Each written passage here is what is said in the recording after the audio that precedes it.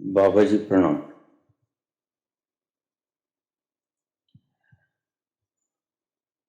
बाबा जी, क्या परमात्मा से परमात्मा को मांग लेना भी गलत है?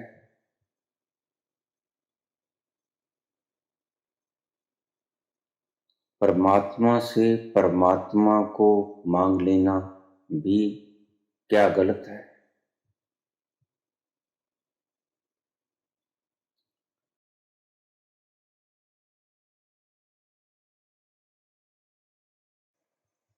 बड़ा सुंदर सवाल है। इसकी थोड़ी गहराई नापेंगे। मांग एक वासना है और वासना दुष्पूर है। और वासना अंततः दुख में ले जाती है, क्योंकि पूरी नहीं होती तो दुख का हेतु बनती है।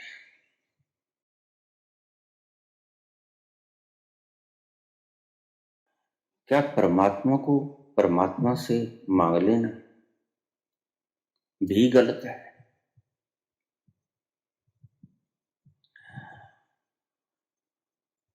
पदार्थ को मांग लेना इतनी बड़ी मांग नहीं है। परमात्मा को परमात्मा से मांग लेना बड़ी से बड़ी मांग है, जो तुम मांग सकते हो। इससे ज्यादा तो तुम मांग भी नहीं सकते।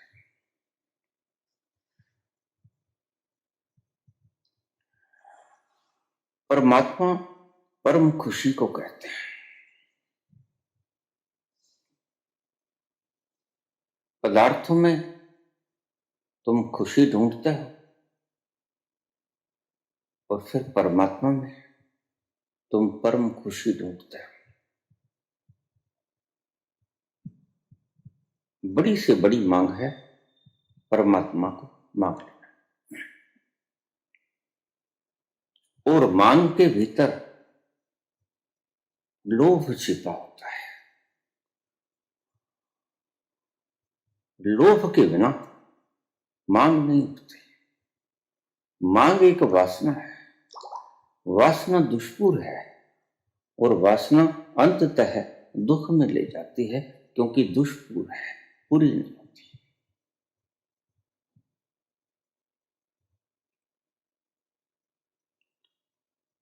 बड़ा समझदारी से पूछा गया सवाल है।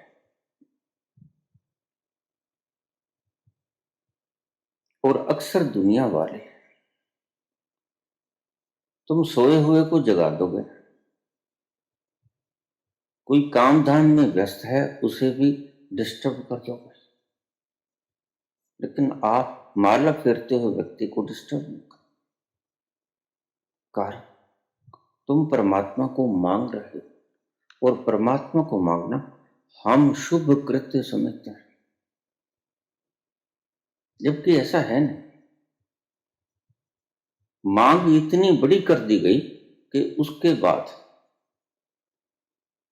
मांग की इंतहा हो गई और उसके बाद इससे बड़ी मांग बची नहीं।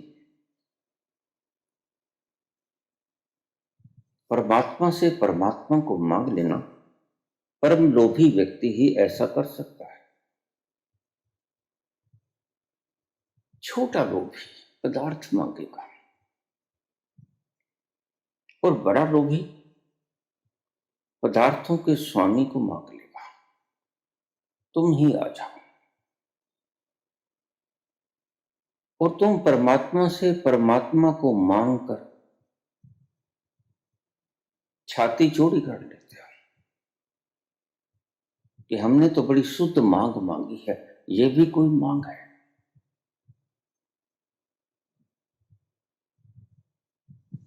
लेकिन तुम चूक जाते हो,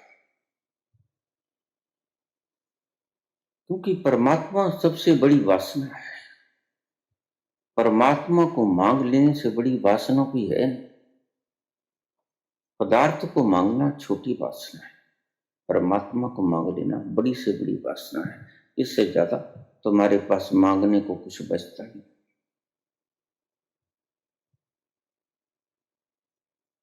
देखने में यह प्रश्न बड़ा शुभ मालूम पड़ेगा, किसी भक्त व्यक्ति ने किया होगा, लेकिन इसके भीतर क्या छिपा पड़ा है ये तो मैं मालूम नहीं होता।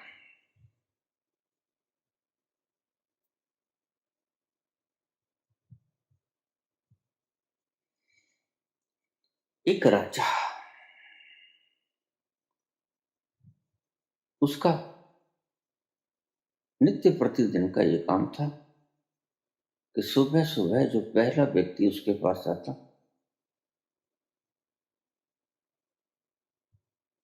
वह जो मांगता वचनबंध था कि सुबह सुबह प्रथम याचक मेरे से जो भी मांगेगा मिल जाएगा। किसी अत्यंत दरिद्र व्यक्ति ने यह घोषणा सुनी।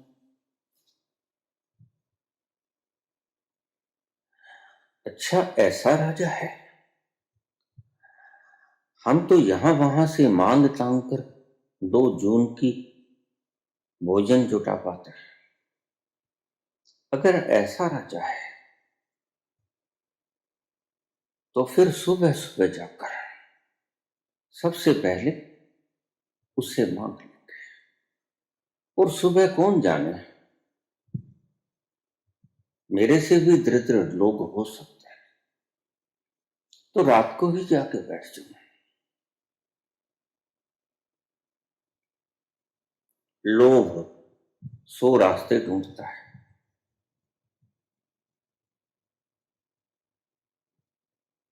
रात को ही जाके बैठ गया, अर्धरात्रि को जाके बैठ गया द्वार के सम्मुख। सुबह हुई, राजा उठा, भगवान का नाम लिया, पता लग गया कि राजा जग गया है।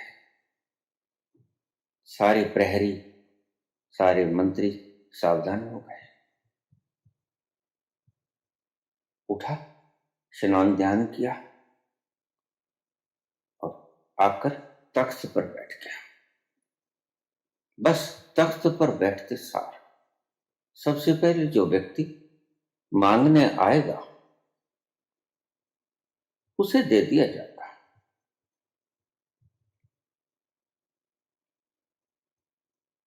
उसका सौभाग्य, उसने समझा कि आज मैं अकेला हूं और कोई आया भी तो नहीं, और राजा थोड़ा सुबह जाग गया था। आज तो मेरी किस्मत खुल गई। धीमे धीमे पद जप से राजा के तख्त की ओर बढ़ना लगा।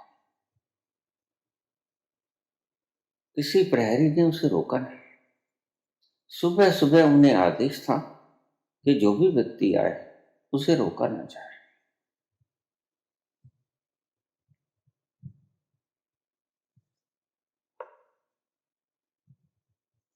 वह याचक जाके राजा के सम्मुख खड़ा हुआ, हाथ जोड़ लिए, बेनती की, राजन आपकी जय हो।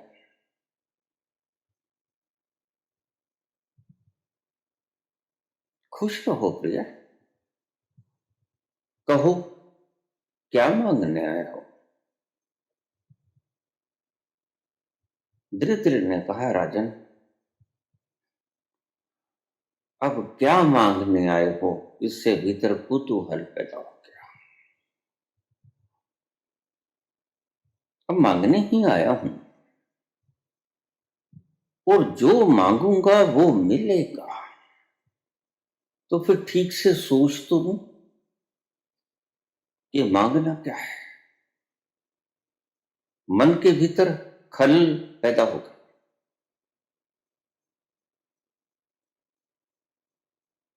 हीरे जवाहरात मांग लूं, स्वर्ण कोष मांग लो, इसके ही दरबार में कोई मंत्री की नौकरी मांग लो, ढेर सारा अन्न मांग लो, महल अटारियां मांग लो।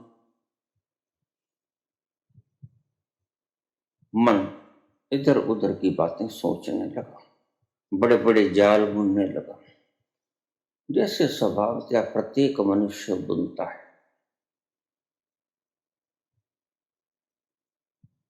मन का काम ही ये है, मन सदा हवाई जाल बुनता रहता है, अगले पल का उसे पता नहीं होता।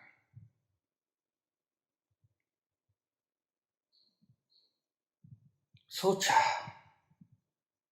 नौकरी मांग के क्या करूंगा, बाल बच्चे भी हैं, धन मांगू, मैं चला गया बच्चों के काम में जाए, अच्छा सा बंगला मांगू, हीरे जवाहरातों की खान मांगू। राजा एकटक उसके मुख की तरफ निहार रहा था, कुछ मांगेगा, लेकिन अभी तो वो सोचे ही जा रहा था और सोचे ही जा रहा था, तो अचानक मन में एक बात कूंधी, जो मांगने ही चला है, और राजा का ये प्रण है, वचनबद्ध है, दे देगा, तो क्यों ना मैं इसका सिंहासन ही मांगू।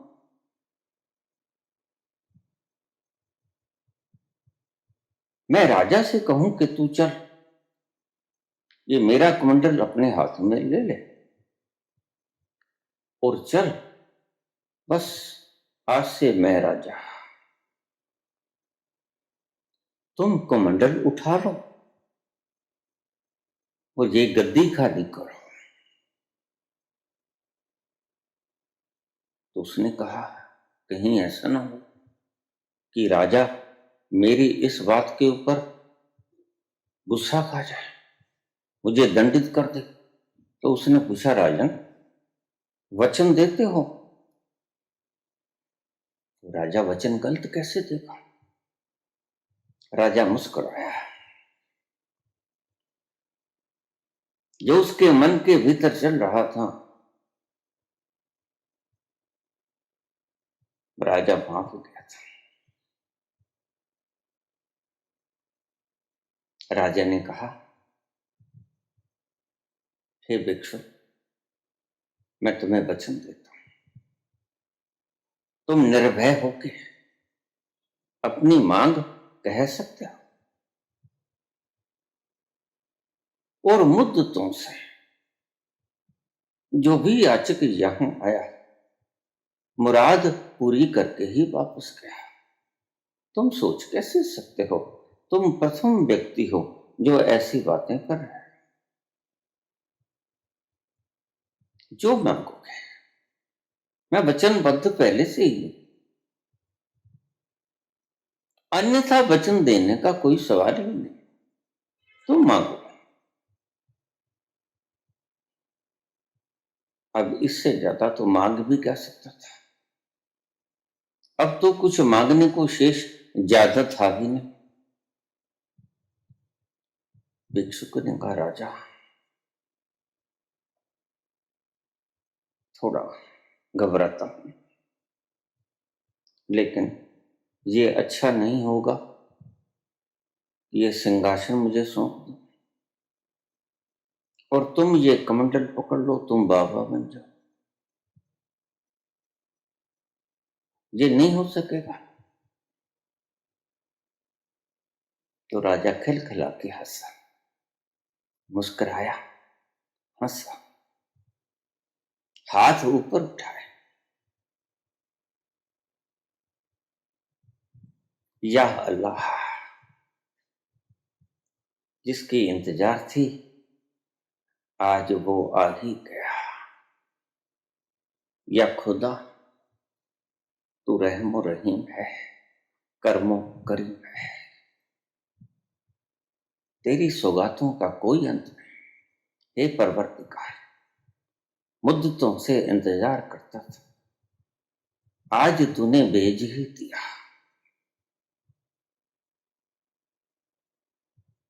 आसमान की तरफ हाथ उठे और ऐसे भीतर से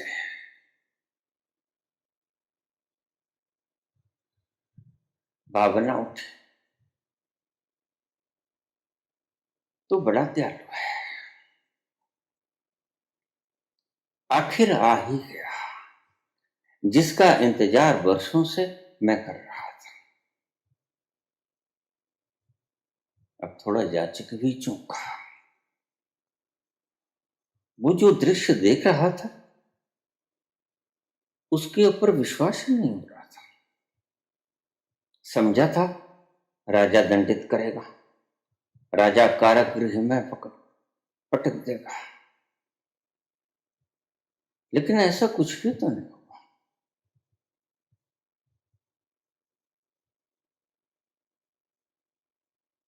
उसने धीरे धीरे अपना सिंहासन छोड़ा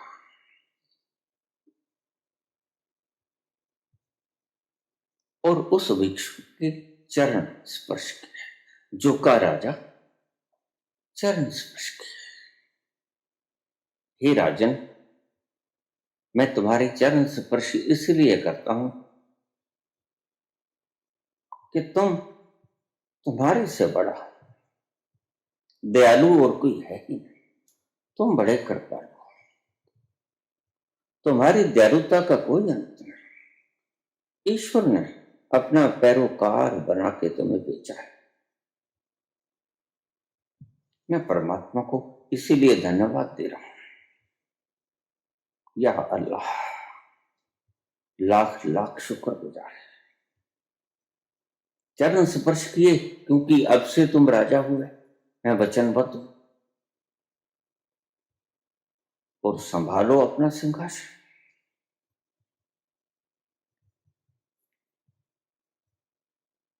थोड़ा संकोचवश सिंहासन की तरफ उसने कदम बढ़ाने शुरू किया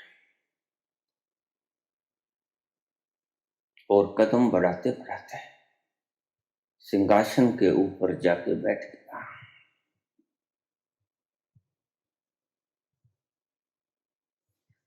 राजा ने कमंडल उठाया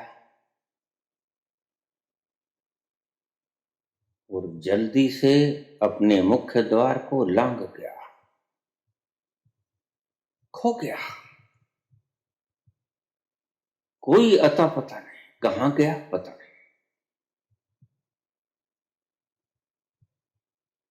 थोड़ी देर के लिए बड़ा प्रसन्न हुआ कि आहा, मैं तो इस वक्त भिक्षा मांगा करता था, आज तो ईश्वर ने इतनी बड़ी कृपा कर दी। बस अब सारी इच्छाएं पूरी।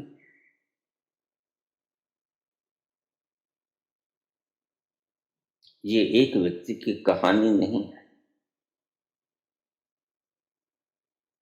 ये कहानी सभी मनों की कहानी है। मन ऐसा ही चाहता है। थोड़ी देर बीती थी, उसके थोड़ी सी खुजली शुरू हो गई, शरीर में खुजली। उसने थोड़ी खारिश कर ली, अक्सर खुजली हो जाती है, लेकिन वो खुजली थी कि बढ़ती ही चली गई। और घंटा भर बाद सारे शरीर के ऊपर फोड़े, फुंसी, भर गया सारा शरीर। और उसमें खारिश, और ऐसी खारिश, बड़ी तेज खारिश। अब वो खारिश करने लगा, बड़े बड़े फोड़े, फुंसियां। खारिश करता करता तंग आ गया,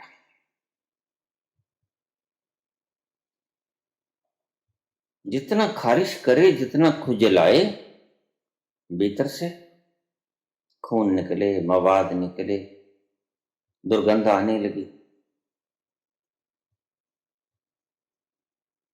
ये क्या हो गया? ये तो मैं राज सिंहासन पे बैठा, अचानक मैं ठीक ठाक था, चंगा भला था, ये क्या हुआ? ये खारिश क्यों हो गई? और इतनी तेज खारिश। उसने अपनी पोशाक उतारी, देखा तो उसका सारा शरीर बड़े बड़े फोड़ों से भरा हुआ था।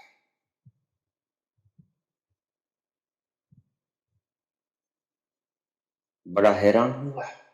राज्य वैद्य को बुलाया गया। राज्य वैद्य को कहा कि ऐसे ये सब कुछ हुआ। वैद्य जी, अब मेरे सारे शरीर में खुजली चल रही है, खारिश, और बड़े बड़े फोड़े हो गए। तो राज्य वैद्य ने कहा, राजन, ये तो हम रोज दवाई देते हैं राजा को।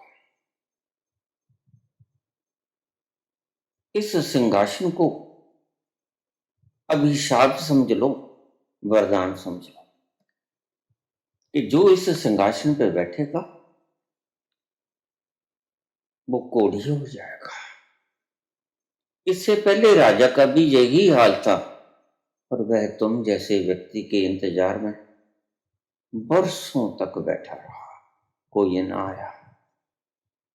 जो सुबह सुबह आएगा, जो मांग लेगा, मिल जाएगा। इसलिए उसने ये उद्घोषणा की, लेकिन सबब से कोई व्यक्ति ऐसा नहीं आया तुम जैसा।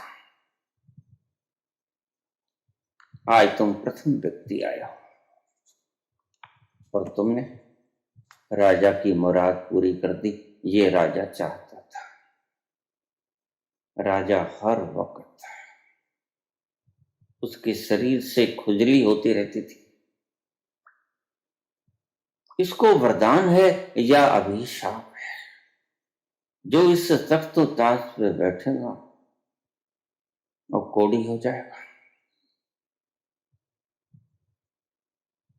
और एक राजा ऐसा नहीं होता, ये तो कहानी है। सभी राजा ऐसे होते हैं। कभी चैन से बैठे राजा को देखो।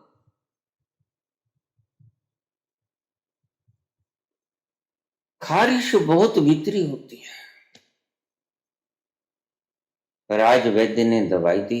देखिए, यही दवाई राजा जी पहले वाले राजा को भी हम ही देते थे। यही दवाई तुम भी खाते रहो, कुछ आराम रहेगा, फिर समझा देंगे आपको।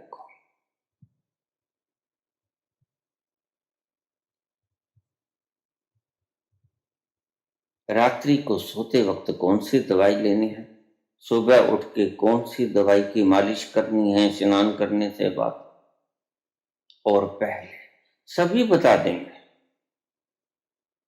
एक बार आप इस दवा का सेवन करो, व्यक्ति का मन ऐसे ही प्रपंच सारे दिन रचता रहता है, उसका अंजाम उसे पता नहीं होता। आखिरी अंजाम तो यही होता है, तुम्हारा सब करा धरा, तुम्हारा सब कमाया धमाया, आखिर में तुम्हें कोढ़ दे जाता है। ऐसा कोढ़ जिसकी खुजली कभी खत्म नहीं होती। इसलिए मैं कहता हूं, वासना दुष्पूर है। और छोटी वासनाओं से तुम तृप्त नहीं हुए। पदार्थ तुमने मांगे, तुमने तो परमात्मा को ही मांग लिया। तुमने तो राजशाही गद्दी ही मांग ली। और तुम्हें पता है, बिन मांगे मोती मिले। कबीर यूं ही ऐसे शब्दों को बोलने ही देते। कबीर बड़े अनुभवी, मांगे मिले ना भीख, बिन मांगे मोती मिले। मांगो मत। जैसे बच्चा प्रसन्न है और कुछ नहीं मांगता, किलकारियां भरता है, छोटे छोटे नन्हे नन्हे पांव चलाता है और कितनी प्रसन्न मुद्रा में किलकारियां मारता है। तुम्हारे बड़े से बड़े धनपति बच्चे की किलकारियों को सुनकर शर्म खाते हैं। बच्चा खुशी के जिस आगोश में जकड़ा होता है, तुम जिंदगी भर उसकी कल्पना नहीं कर सकते कि बच्चे को आखिर मिल क्या गया। हालांकि कभी तुम भी बच्चे थे, लेकिन बच्चे के पास एक ऐसा मंत्र है,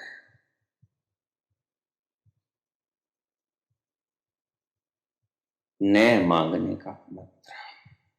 बिन मांगे मोती मिले। बच्चा मांगता नहीं, और बिन मांगे सब कुछ मां उसका फिक्र रखती है।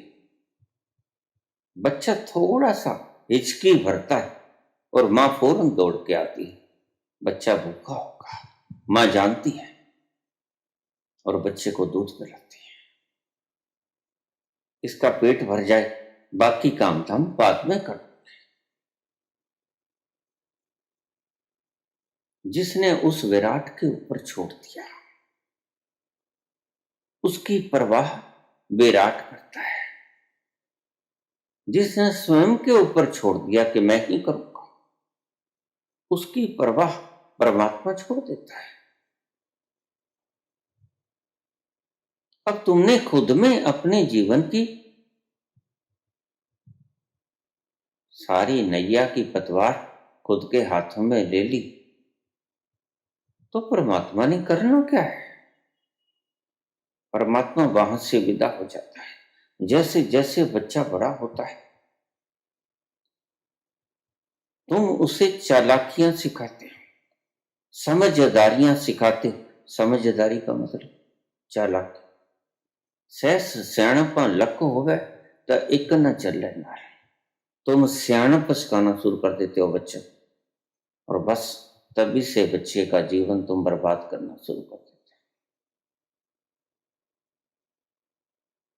कितने बड़े सम्राटों ने क्या पाया? अगर वो कुछ पाया होता तो सिंहासनों पर सत्तारूढ़ हुए सम्राट फिर से ना मांगते। अभी मांग बाकी है, अभी याचक बाकी है। इसका मतलब तृप्ति आई नहीं। यद्यपि सर्वोच्च पदासीन हो गए, लेकिन अगर तृप्ति आ जाती तो तुम डकार मार देते कि नहीं बस हो रहा है, अब तृप्त हो गए। लेकिन तृप्ति होती नहीं। वासना दुष्पूर है और मांग वासना है। छोटी मांग छोटी वासना है, और परमात्मा को मांगना बड़ी से बड़ी वासना है।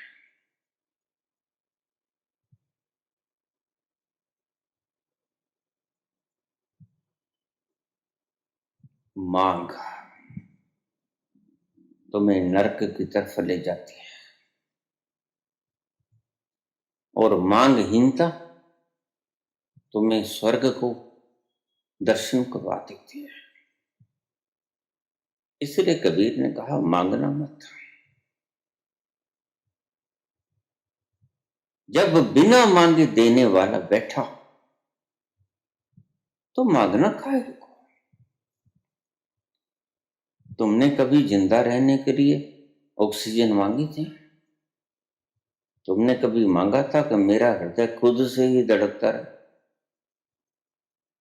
तुमने कभी मांगा था कि रात को जब मैं सो जाऊं तो ख्याल रखना प्रभु श्वासों का, अगर एक श्वास भी रुक गई, अगर एक झपकी भी हृदय खा गया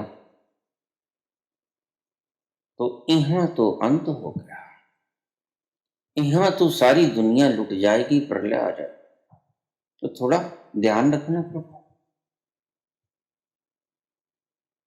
हालांकि बच्चा इस बात की फिक्र नहीं करता, लेकिन जैसे जैसे तुम बड़े होते हो तो फिक्र करने लगते हो। प्रभु, अब मैं सो रहा हूं, अब तुम्हारे हवाले है, अब तुम रक्षा करना। इससे पहले रक्षा किसने की थी? जब तुमने रक्षा मांगी नहीं थी तो किसने की थी रक्षा? वही तो संभाल रहा था। अब तुम सियाने हो गए तो अब तुम रात को फरियाद करके सोते हो। अब सारी रात गहन निद्रा में मैं चला जाऊंगा, मुझे तो कुछ मालूम ना पड़ेगा मैं कहा, लेकिन मेरी रक्षा करना। यद्यपि सदा से वो रक्षा करता है, यद्यपि सबकी वो रक्षा करता है, लेकिन अचानक मांग उठी, जैसी समझ जगी, सियाणप जगी, मांग उठी। ये सियाणप बड़ी कायर है, और कायर सदा मांगा करता है। वीर को तो मिल ही जाया करता है,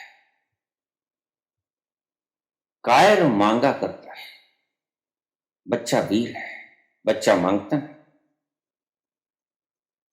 बच्चा तो प्रसन्न है, अपनी खिलखिलाहट को बिखेरता है, जो भी उसके करीब आता है प्रसन्न हो जाता है,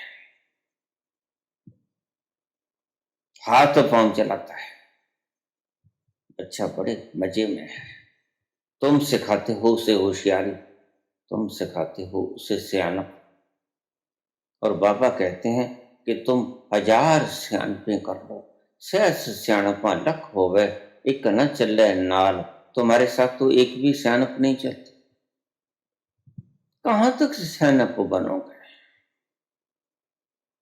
तुम्हारे सियानेपन से न सूरज उगता है, न चांद ढलता है, न तारे निकलते हैं, न ग्रह चलते हैं, न सूर्य डूबता है। तुम्हारे चाहने से हवाएं नहीं चलती, तुम्हारे चाहने से फूल नहीं खिलते, तुम्हारे चाहने से कभी क्या हुआ है? कभी कोई ऐसी कोई इंसिडेंट हो गई होगी कि इधर से प्रभु ने चाहा होगा और उधर से तुमने मांग लिया होगा, तो तुमने सोचा कि शायद मेरे मांगने से ही प्रभु ने दिया।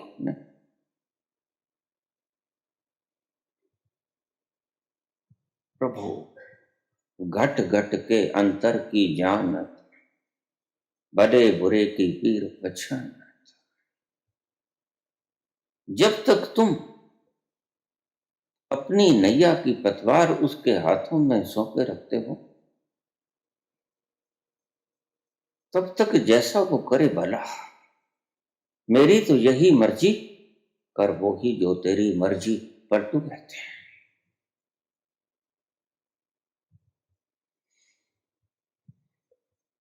और जैसे ही पतवार तुमने अपने हाथ में ले ली, फिर उसने तुम्हारा फिक्र करके क्या करना है? फिर अब तुम बड़े हो गए, अब तुम बली हो गए, अब तुम निर्बल ना रहे, अब तुम निसहाय असहाय ना रहे, अब तुम खुद अपनी सुरक्षा आप कर सकते हो। और जब तुम अपनी सुरक्षा आप कर सकते हो तो परमात्मा तुम्हारा दामन छोड़ देता है। रुक्मणी पंखा झेल रही, थाली लगा दी गई, भगवान श्री कृष्ण आसन पर बैठे,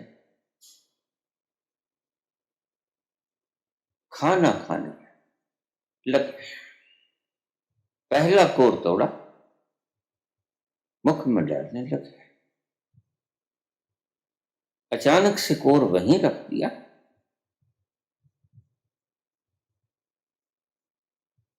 जल्दी से उठे, उठे, भागे, द्वार की तरफ भागे, तेजी से भागे, और द्वार पे जाके रुक गए।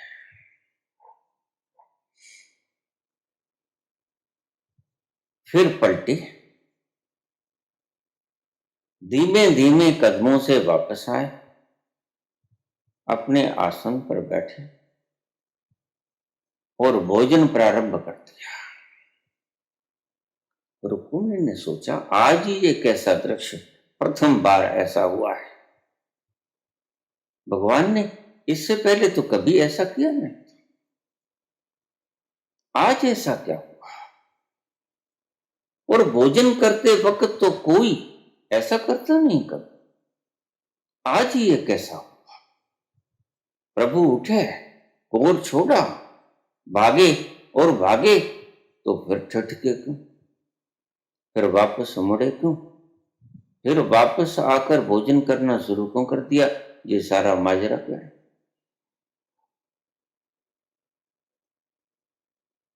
रुक्मिणी देखती रही कि शायद भगवान कृष्ण बोलेंगे, लेकिन भगवान कृष्ण ने खाना संपन्न किया और उठकर हाथ धोए, चलने लगे। तो रुक्मिणी ने कहा, सुनिए प्रभु, मुझे दुविधा में डाल के मत जाइए। एक प्रश्न लगातार मेरे सिर में घूम रहा है, इसका हल कर दीजिए।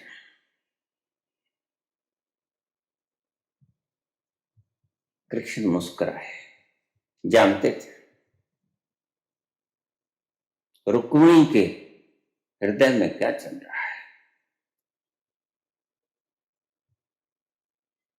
पूछो प्रिया, क्या पूछना चाहती? प्रभु आप जानते ही हैं, लेकिन फिर भी खाना खाते वक्त तो ऐसी हरकत आपने कभी नहीं की थी। खाना छोड़ा, कोर ग्रास मुख तक नहीं ले गए, थाली में ही रखा और भागे और भागे और द्वार पे ठिठके ठिठके तो वापस मुड़े और आकर आसन पे बैठे और भोजन शुरू कर दिया। ये क्या माजरा है अपने? कृष्ण बोले, रुक्मिणी, मेरा एक बहुत पुराना भगत था, लोग उसको पत्थर मार रहे थे और बड़े बड़े पत्थर मार रहे थे, और जब उसके पत्थर लगता, पीड़ा होती, तो वह कहता, हरे कृष्ण हरे कृष्ण, नारायण। मेरा भगवान देखेगा, मेरे कृष्ण देखेंगे। मैं तो अशक्त हूं, असहाय हूं, वृद्ध हूं, मैं कुछ कर भी तो नहीं सकता। फिर कोई दूसरा पत्थर पड़ता, लेकिन पत्थर बंद नहीं हो रहे थे, लहू लुहान हो गया, सारे शरीर से रक्त निकलने लगा।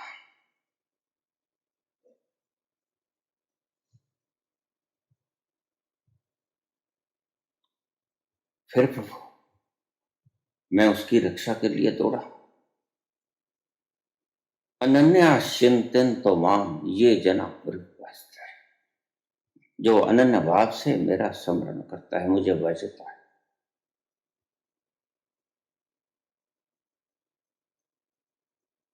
उसके दुखों का निर्वहन मैं करता हूं। मैं भागा, फिर प्रभु वापस क्यों आ गए? रुक्मिणी, जैसे ही मैं द्वार पे पहुंचा, उसने खुद ही पत्थर उठा लिया था। आओ मेरे बाप के सालों,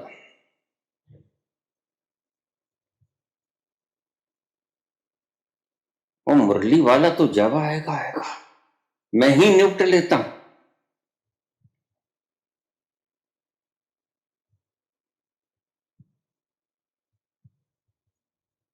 फिर प्रभु तो कृष्ण मुस्कुराए। रुक्मिणी, फिर जब उसने खुद ही अपनी पतवार अपने हाथ में ले ली, मुझे वापस आना है।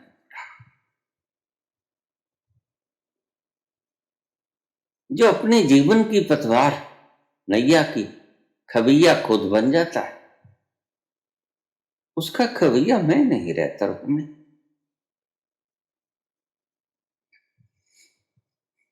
इसलिए मैं वापस लौट आया, बस एक पत्थर भर का इंतजार और कर लेता। मैं पहुंच ही तो गया था, बस पहुंच ही गया था द्वार पे।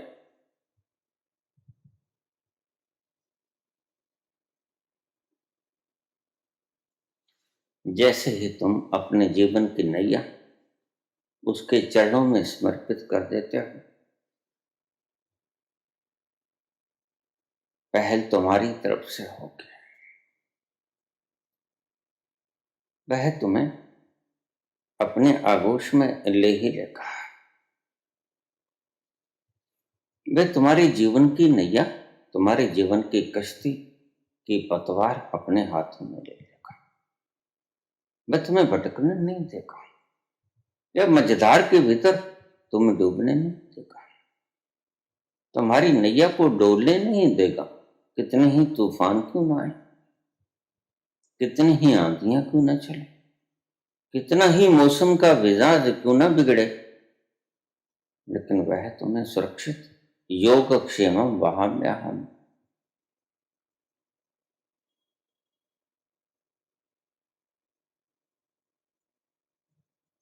वह तुम्हें कुशल क्षेम ही रखेगा। वह तुम्हारी रक्षा करेगा। लेकिन जैसे ही पतवार तुमने अपने हाथों में उठा ली, याद रखना, या तो पतवार तुम थामोगे या पतवार वह थामेगा। जिंदगी को ऐसा मत बनाओ कि कभी पतवार तुम थाम लो और कभी पतवार परमात्मा के हाथों में दे दो। अक्सर ऐसे ही लोग धरती पे हैं जो जब तक उनमें जान होती है वह करते हैं, मैं करूंगा, और जब उनके किए से होता नहीं कुछ तो कहते हैं अब तू जान, फिर वह कुछ नहीं करे। शुरू से ही उसके समर्पित हो जाओ। ये भाव अत्यंत गहरा चला जाए, मैं कुछ नहीं कर सकता, मैं निर्भर हूं, मैं अशक्त हूं, मैं असहाय हूं। और तुम्हारे आचार्य तुम्हें यह बात नहीं समझाएंगे। तुम्हें आचार्य तुम्हारे वही बात समझाएंगे जो तुम्हारे पूंजीपति समझाते हैं, जो तुम्हारे सिकंदर सदा से तुम्हें समझाते रहे। बस भाषाओं का फर्क है। जो तुम्हारे मार्कस, जो तुम्हारे चार्वाक तुम्हें सदा से समझाते रहे, वही तुम्हारे आज के आचार्य तुम्हें समझाएंगे। बल इकट्ठा करो।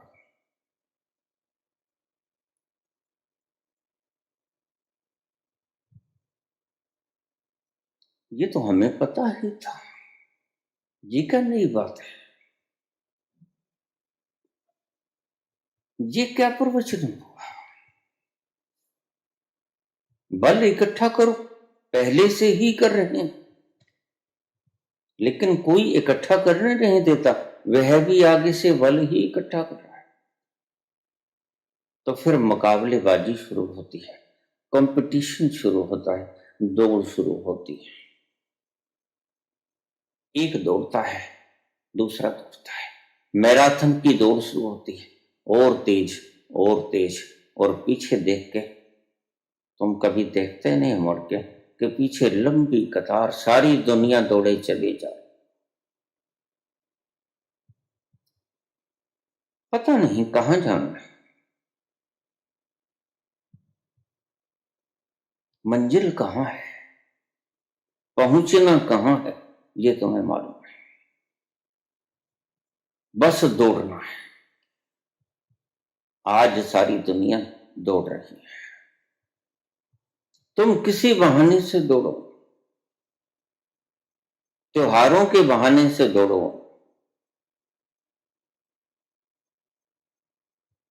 कोई अच्छी खबर मिल जाए उसके कारण दौड़ो। ये सभी त्योहार अज्ञानियों ने बनाए थे, और हमारा देश तो त्योहार प्रधान देश है। निश्चित ही सबसे ज्यादा दुखी देश रहा होगा। जहां इतने त्योहार मनाने की जरूरत पड़ी, निश्चित ही वह दुखी देश रहा होगा किसी जमाने में। और दुखी व्यक्ति ही सुख को बाहर से आरोपित करने की संभावनाएं जुटाता है। वह बाजार से जब असली फूल नहीं खिलते, धरती के गर्भ में से नहीं निकलते असली फूल, तो बाजार से प्लास्टिक के फूल ले आता और इत्र छिड़क देता है। तुम्हारे त्योहार बस ऐसे ही।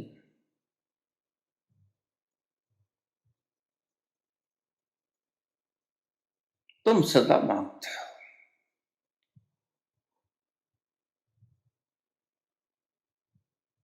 तुम मांगते ही रहते हो, सदा मांगते बने ही रहते हो। तुम्हारी मांग कभी द्रोहित नहीं होती। और पहले छोटी चीजें मांगते हो, फिर आज तुमने भगवान से भगवान को ही मांगा।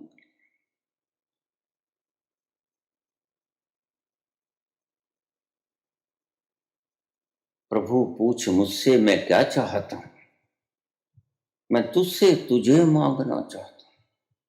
ऐसे ऐसे भजन बना दिए, मूर्ता से परिपूर्ण। और तुम्हें पता नहीं, मांगा कि मिटा। जैसे ही मांग उठी, अब तो नहीं मिलेगा पक्का है।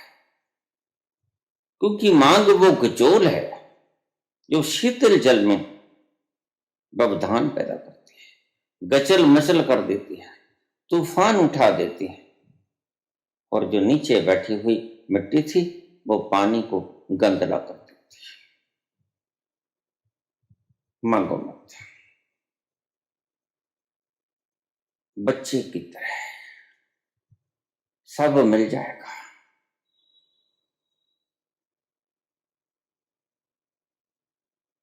ईसा सड़क के किनारे खड़े दोपहर के वक्त मांग रहे हैं, ओ गॉड,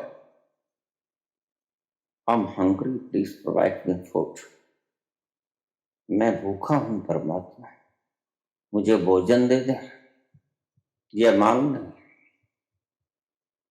यह जरूरत है वक्त की। इसको मांग में मत तब्दील कर देना।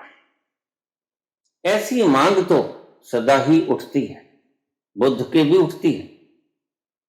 बोधि वृक्ष के नीचे से उठ के भिक्षा पत्र उठाते हैं और मांगने चले जाते हैं द्वार पर। ऐसी मांग शंकर के भीतर भी उठती है। वह शंकर जो एक हुक्म से महामाई महालक्ष्मी को आदेश कर सकता है कि वर्षों, सोने की तरह वर्षों, इस विधवा ब्राह्मणी के घर 3 प्रहर वर्षों।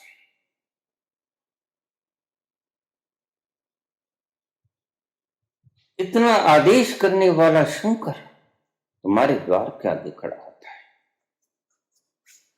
और तुम उसको भिखारी समझते हो।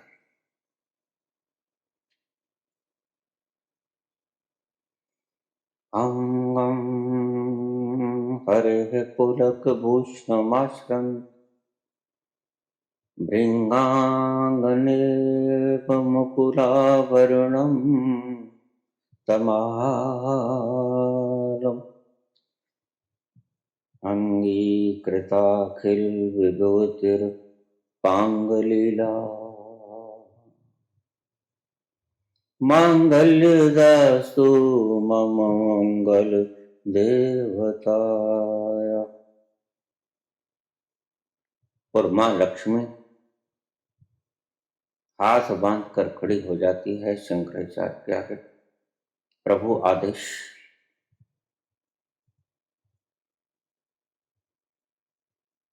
माते इस विधवा ब्राह्मणी के घर बरसो, स्वर्ण रूप में बरसो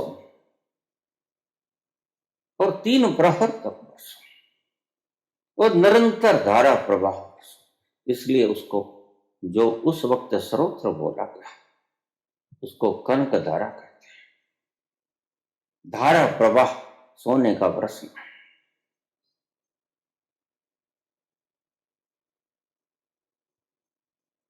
मांगते तो शंकर भी हैं, लेकिन भूख लगी है मांगते हैं। और उनका एक नियम है, एक ही घर से मांगूंगा, अगर वहां से न मिला तो बस फिर दूसरे दिन आऊंगा, दूसरे घर का मुख न देखो। और विधवा ब्राह्मणी जानती है कि शंकर है, सौभाग्य है मेरे आज आए, लेकिन बदकिस्मती के आज मेरे पास है कुछ। कोई भोजन मुझे दे जाता तो मैं खुद भूखी रह लेती, मैं भगवान के अर्पण करती थी, लेकिन आज बदकिस्मती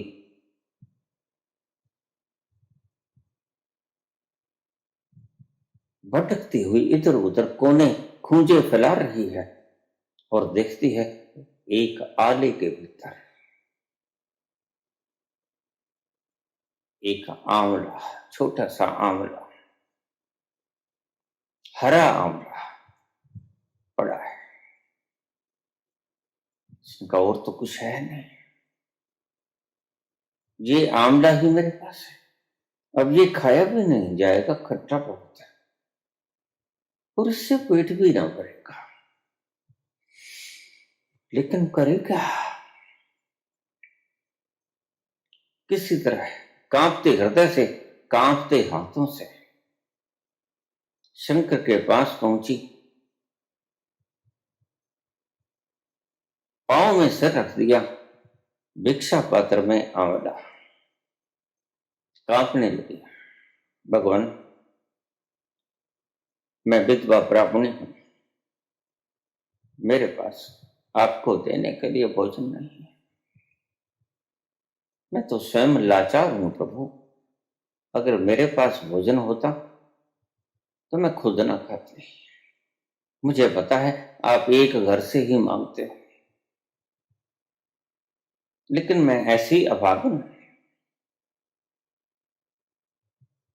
कि स्वयं परमात्मा उसके द्वार पर दस्तक दिए भिक्षुक के रूप में खड़े हैं, लेकिन मैं ऐसी अभागनी,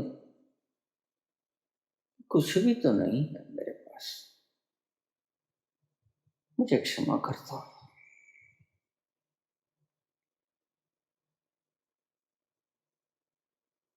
शंकराचार्य कभी कभी याचिकों के भीतर भी परमात्मा खड़े होते हैं।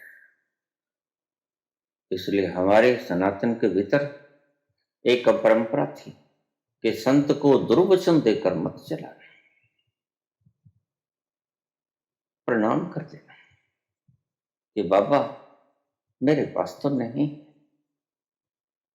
बस दुत्कारना मत, सत्कार करके बोलते हैं, न जाने किस रूप में नारायण मिल जाए, साक्षात नारायण खड़े, वो बुद्ध हो कि शंकर।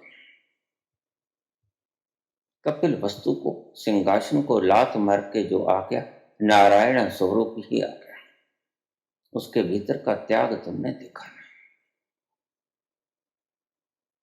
वो क्या रखते हैं, अभी भी मालिक हैं, जब चाहे रोक सकते हैं, कपिल वस्तु उनका इंतजार करे, लेकिन खड़े हैं द्वार पर भिक्षुक याचक बन गए। संत को, भिक्षुक को दत्कारना नहीं, पता नहीं किस रूप में परमात्मा ही सामने खड़े हो।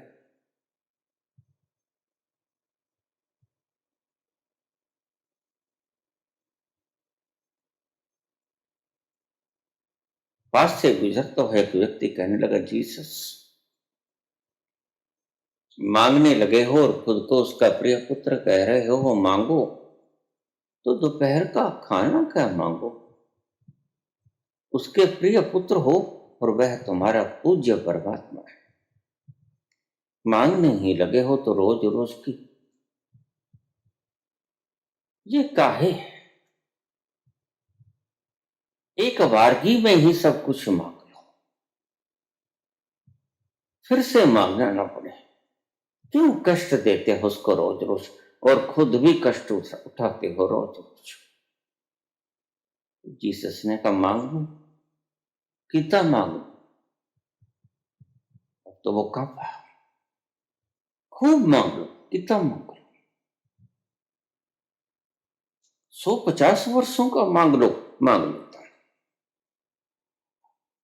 तुम ठहरो, 150 वर्षों का मांग लेता हूं, लेकिन ठहरो, पक्का पता है 150 साल मैं जीवित रहूंगा। अब ईसा तो अच्छी तरह जानते हैं, घट घट के अंतर की जानत, बड़े बुरे की पीर पहचानत। वह जानते हैं कि भरी जवानी में उन्हें सलीब दे दी जाएगी, और जानते हैं तो इतनी मौन स्वीकृति से सलीब को मंजूर कर लेते हैं। जानते हैं ये होगा, और जब होता है जरा भी व्यवधान खड़ा नहीं करते। अस्वीकृति की एक भी रेखा जुबान पर नहीं उभरती। सर्व स्वीकार मांग लू, 150 वर्षों का मांग लेता हूं, उसके घर क्या कमी, और मेरा प्यारा पिता भी है, मुझे पता है इनकार नहीं करेगा। मैं परमात्मा से जो भी मांगूंगा वह मिलेगा, लेकिन पक्का पक्का है तुझे। अब तो मुझे भूख लगी, अब तो मैं मांग रहा हूं भूख मिटाने के लिए, लेकिन बोलो कितना मांगो। अगले पल भरोसा है मैं जिंदा रहूंगा। अगर जिंदा जिंदा उसने भेज दिया तो खा लूंगा, लेकिन उसके बाद तो खाने वाला ही नहीं बचेगा। वह तो थर रहा। इतनी देर में भोजन लिए कोई व्यक्ति आ गया कि जीसस लो भोजन खा दो। और वह व्यक्ति जो कहता था 150 साल का इकट्ठा ही मांग लो, वह चुप के चला गया वहां से। उसको समझा गया, इसने मांगा और तुरंत मिल गया।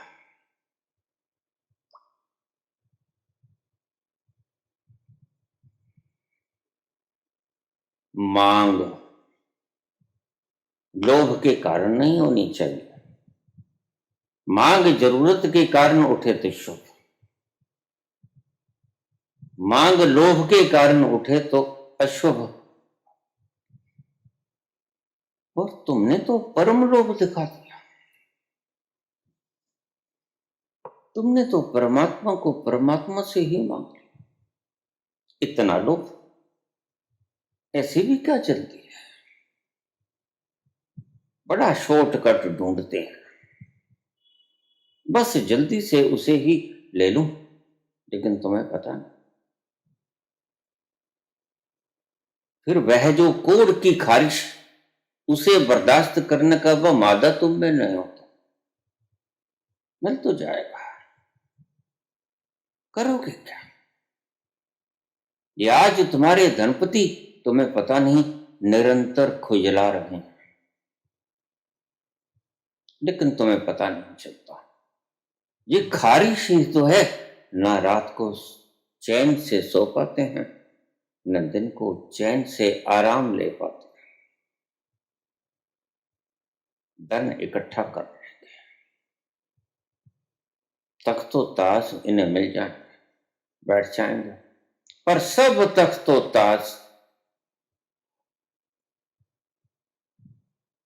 कोढ़ देते हैं, व्यक्ति को कोढ़ ही बना देते। तुरंत खुजलाहट शुरू हो जाती। बस जब तुम समझ जाते हो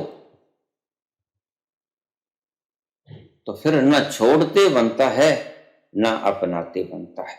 जैसे सांप के मुंह में कोड़ करना, ना निगलते बनता है ना उगलते बनता है। बस तुम फंस गए।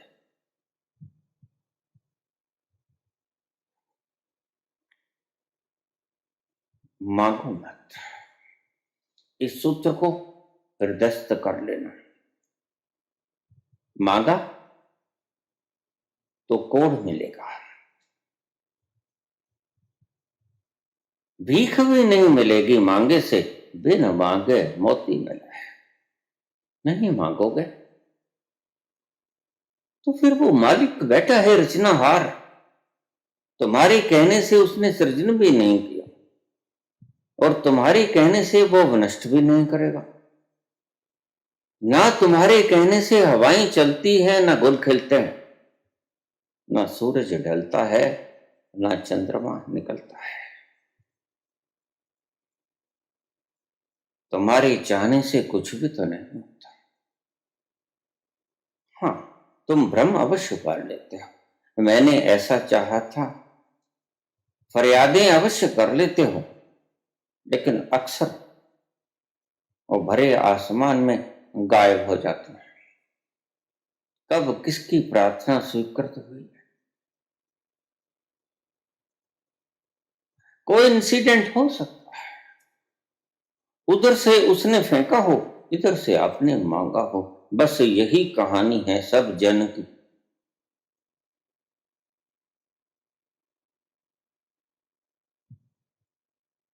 मांग वासना है और परमात्मा की मांग बड़ी से बड़ी वासना है, और वासना दुष्पूर है, और वासना दुख में ले जाती है क्योंकि दुष्पूर है।